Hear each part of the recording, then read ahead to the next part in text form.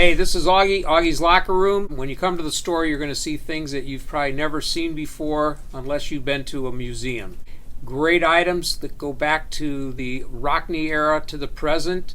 Website, augieslockerroom.com. Visit us here or the website. Tim O'Malley with Tim Priester, high atop Notre Dame Stadium, a few hours before the Irish take on USC. And we talked a lot about Drake London this week, and that is the main storyline. But, Tim, there's a lot more going on than just the trying to slow down Drake London out there. And, you know, it's the pass rushes on either side I think could really influence this game at some point. Yeah, and speaking of Drake Jackson is a key figure here. He's had a bad foot, or he injured it 2 weeks ago. And, you know, if he is not at 100%, that's a huge advantage for Notre Dame. But USC's offense is pretty good. I think their offensive line's decent. We all know about Drake London. They can run the ball.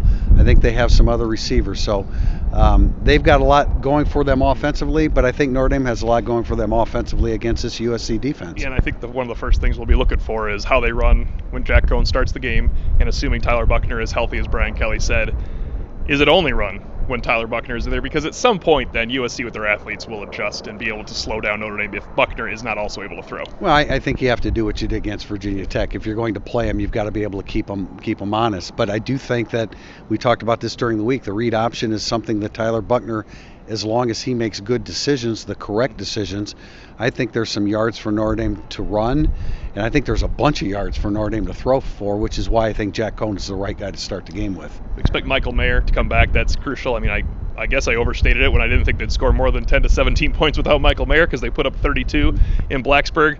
I mean, that's probably the key to getting fewer empty drives. If you look at it, Notre Dame's had about 80 drives of relevance offensively. 40 were totally empty. Another dozen really did not produce points, which I guess is empty as well. You like to be able to see, I joke about empty drives, you talk about empty quarters for Notre Dame. You like to be able to see the offense be a little more consistent in that regard. And again, I think the USC defense gives them a chance to do that, but Kevin Austin has to be involved. Michael Mayer back is always a matchup issue, certainly. But they have to run it a little bit, and quite frankly, they have not proven they can run it with Jack Cohn at quarterback. So that's going to be the challenge. If they can run it with Jack Cohn at quarterback, it's going to be a big day for Notre Dame. And we still have to talk about Drake London, even on this one, because you can't really dedicate enough time. I mean, he's going to be targeted. You mentioned that that Bell at Purdue would be targeted at least a dozen times. I mean, we're looking at 12 to 15 here for Drake London. He's going to catch at least 12 passes, I would imagine, and be targeted 15 to 16 times. He's a great player. You know, I don't believe in devoting your greatest resource, Kyle Hamilton, to him all the time, but you mix things up, and you suggested during the week Cam Hart is the matchup on this guy. No matter how well Cam Hart plays, Drake London's still going to catch the football, but you have to minimize what he can do after the catch. We expect points, at least as many as last time, I would say, and that 30 to 27, maybe both teams getting at least one team getting in the 30s today. I think the team that scores 30 can win this game, but I think somebody has to get there.